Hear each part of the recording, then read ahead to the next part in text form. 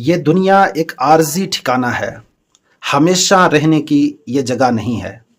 اللہ تبارک و تعالی ارشاد فرماتا ہے وَمَا الْحَيَاةُ الدُّنْيَا إِلَّا مَتَاعُ الْغُرُورِ، کہ دنیا کی زندگی تو بس دھوکے کا سامان ہے۔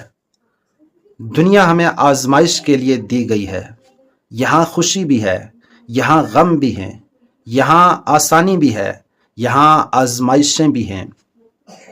اصل زندگی تو آخرت کی ہے، جہاں ہمیشہ ہمیں رہنا ہے۔ نبی کریم صلی اللہ تعالی علیہ وسلم نے ارشاد فرمایا کہ دنیا مومن کے لیے قید خانہ ہے اور کافر کے لیے جنت۔ یعنی مومن دنیا کو اپنا مقصد نہیں بناتا، بلکہ اسے آخرت کی تیاری کا ذریعہ سمجھتا ہے۔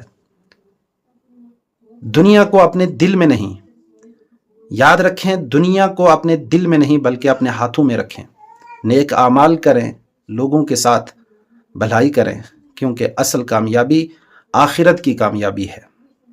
آپ کو کیا لگتا ہے، آپ کیا سوچتے ہیں کہ آپ کے مرنے کے بعد آپ کے رشتہ دار، آپ کے دوست، آپ کی اولاد، آپ کے بہن بھائی آپ کے لیے قرآن پڑھ پڑھ کے آپ کو بخشوا لیں گے؟ نہیں، یہ افراتفری کا دور ہے۔ یہاں لوگ زندوں کو بھولے بیٹھے ہیں، مرنے کے بعد کون کس کو یاد رکھے گا؟ اس لیے اپنی آخرت کی خود آپ فکر کریں، اپنے لیے قرآن پڑھیں، یہی عقل مندی ہے۔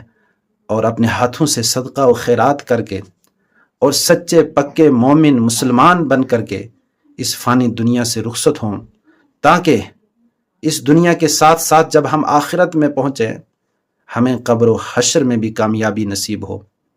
یہ ماہ رمضان آج نصف ہو چکا ہے، آدھا گزر گیا ہے، آدھا باقی ہے۔